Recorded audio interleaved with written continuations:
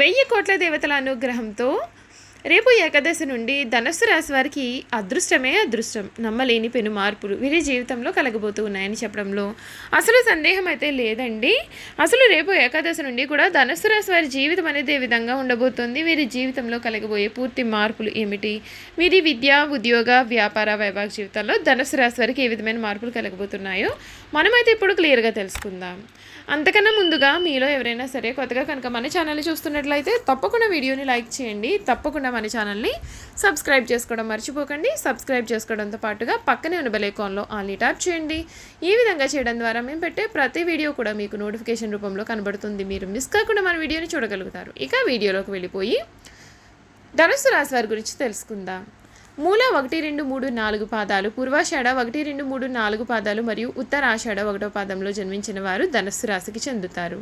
రాశి చక్రంలో ధనస్సు రాశి 9వది. ఈ రాశికి అధిపతి గురువు.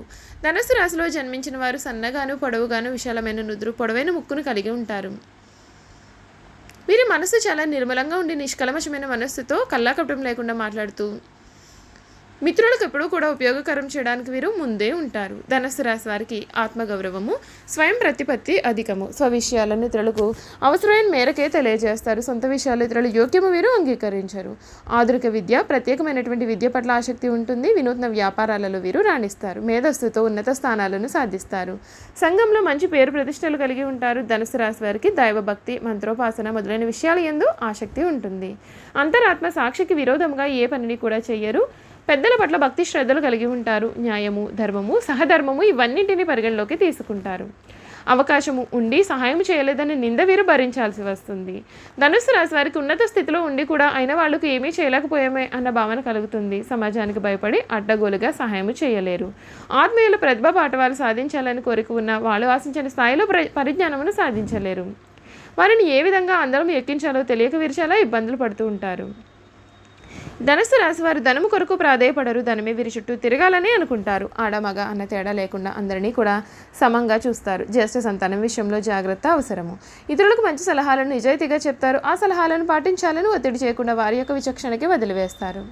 ధనుస్సు రాశి వారి సిద్ధాంతాల కారణంగా తమవారు కొంత కాలము వీరికి దూరం అవుతారు. నైతిక బాధ్యతలను చక్కగా నెరవేరుస్తారు.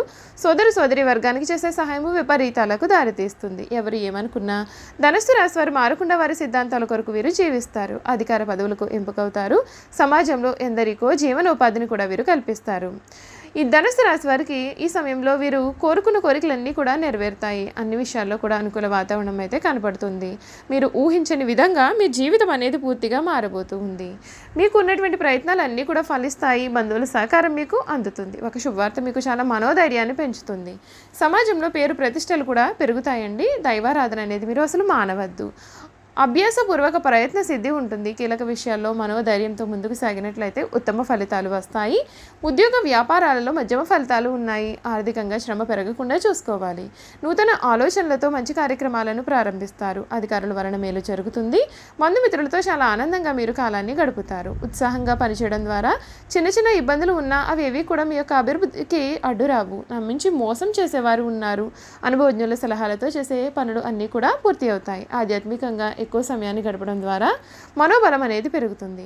ప్రశాంత జీవితం మీకు ఏర్పడుతుంది. ఒత్తిళ్లు తగ్గుతాయి. సప్తమంలో రవి, బుధ, శుక్రుల స్థితి అనుకూలంగా లేదు. సూర్యనారాయణ సందర్శనం మీకు చాలా శుభప్రదమైన ఫలితాలను కూడా ఇస్తుందని చెప్పడంలో సందేహం అయితే లేదండి. ఈ ధనుస్సు రాశికి చెందినటువంటి వారికి ఈ సమయంలో వీరికి అన్ని విషయాల్లో కూడా అనుకూల వాతావరణం కనబడుతుంది. మీ జీవితంలో మీరు ఇప్పటి వరకు కూడా ఊహించలేనటువంటి మార్పులు చూడబోతూ ఉన్నారండి. ఈ ధనుస్సు రాశికి సంబంధించినటువంటి వారికి ఈ సమయంలో వారి యొక్క కెరియర్ మరియు ఆరోగ్యం, వ్యాపారం అన్ని విషయాల్లో కూడా ఏ విధంగా మార్పులు రాబోతున్నాయి మనం తెలుసుకుందాం. ఈ సంవత్సరం అంతా కూడా 4వ ఇంట్లో రాహు మరియు 10వ ఇంట్లో కేతు కారణంగా మీరు మీ యొక్క వ్యాపార విషయంలో కూడా కొంచెం ఎక్కువగానే శ్రమించాల్సి వస్తుంది. ముఖ్యంగా వ్యాపారానికి సంబంధించి మీ పేరు చెడిపోకుండా ఉండడానికి, వ్యాపారంలో మంచి పేరు సంపాదించడానికి కూడా మీరు కొంచెం అధికంగానే కష్టపడతారు. మీరు పడే కష్టానికి తగిన గుర్తింపు లభించడం లేదని బాధకు లోనవుతారు. వ్యాపారం ప్రచారం చేయడానికి కూడా ఎక్కువ డబ్బులు ఖర్చు చేయడం కానీ ఎక్కువ శ్రమ పడడం కానీ చేస్తూ ఉంటారు. దాని కారణంగా వ్యాపారం గురించి ఎక్కువ ప్రచారం జరిగినప్పటికీ దాని కారణంగా వచ్చే ఫలితం మాత్రం తక్కువగానే ఉంటుంది. ఈ సమయంలో వీలైనంత వరకు కూడా ప్రచారం గురించి కాకుండా మీ యొక్క వ్యాపారం గురించి శ్రద్ధ పెట్టడం వలన వ్యాపారం అభివృద్ధి చెందడమే కాకుండా అది గుర్తింపును కూడా తెచ్చుకుంటుంది. ధను రాశిలో జన్మించినటువంటి ఉద్యోగస్తులకు ఈ సంవత్సరం అంతా కూడా అనుకూలంగానే ఉంటుందండి. ఈ రాశికి శని గోచారం అనుకూలంగా ఉండడం చేత ఈ సంవత్సరం అంతా కూడా ఉద్యోగంలో అభివృద్ధిని సాధిస్తారు. ఈ సమయంలో గురువు దృష్టి 9వ ఇంటిపైన మరియు 11వ ఇంటిపైన ఉండడం చేత మీ పై అధికారుల సహకారం కూడా మీకు లభిస్తుంది. ఈ సమయంలో మీరు కోరుకున్న పదోన్నతి కానీ అనుకున్నటువంటి ప్రదేశానికి బదిలీ అవ్వడం కానీ జరుగుతుంది. మీరు విదేశీయానం కొరకు ప్రయత్నం చేస్తూ ఉన్నట్లయితే కనుక ఈ సంవత్సరం మీకు విదేశీయానం గురించిన ముఖ్యమైన శుభవార్తలు కూడా మీరు వింటారు. అంతేకాకుండా ఈ రాశికి చెందినటువంటి వారు మీ యొక్క శ్రేయాభిలాషుల సహాయంతో మీరు చేయాలనుకుంటున్నటువంటి ముఖ్యమైన పనులను పూర్తి చేయగలుగుతారు. మీ రంగంలో ప్రముఖులను కానీ ఆదర్శ వ్యక్తులను కానీ కలుసుకొని వారి సలహాలు సూచనలు కూడా తీసుకుంటారు. కొత్తగా ఉద్యోగం కొరకు ప్రయత్నం చేస్తున్నటువంటి వారికి ఈ సంవత్సరం అంతా కూడా అనుకూలమైన ఫలితం అయితే ఏర్పడుతుంది.